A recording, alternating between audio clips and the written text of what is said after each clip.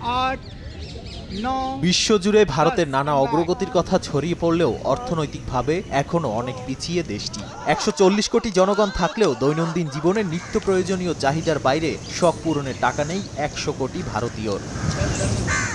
সম্প্রতি এ নিয়ে venture capital farm Bloom ভেঞ্চার্সের বরাতে একটি প্রতিবেদন প্রকাশ করেছে বিবিসি। এতে বলা হয় দেশটিতে নিম্নবিত্ত বা মধ্যবিত্তদের মধ্য থেকে উচ্চবিত্তের হার না বাড়লেও যারা উচ্চবিত্ত তারা আরও সম্পদশালী হচ্ছে। দেশটিতে ৩০ কোটি মানুষ উদীয়মান ভোক্তা হিসেবে বিবেচিত হলেও তারা খুব হিসাব করে খরচ করে। তবে ডিজিটাল পেমেন্টে ধীরে ধীরে খরচের পরিমাণ বাড়াচ্ছেন তারা। প্রতিবেদনে আরো বলা হয় ভারতের ভোক্তা বাজারে বেশ কয়েকটি স্বতন্ত্র প্রবণতা দেখা যাচ্ছে। বিশেষ করে প্রিমিয়ামাইজেশন বা উচ্চ মূল্যের পণ্যের দিকে ব্র্যান্ডগুলোর মনোযোগ বাড়ছে। নামিদামি ব্র্যান্ডগুলো সাধারণ মানুষের ক্রয় ক্ষমতার দিকে নজর না দিয়ে ধনীদের জন্য উন্নত ও ব্যয়বহুল পণ্য তৈরিতে জোর দিচ্ছে। সামগ্রিকভাবে ভারতের অর্থনৈতিক প্রবণতা একটি জটিল চিত্র তুলে ধরছে, যেখানে ধনী এবং দরিদ্রের মধ্যে বৈষম্য বৃদ্ধি পাচ্ছে এবং মধ্যবিত্ত শ্রেণী সংকটের মুখোমুখি হচ্ছে।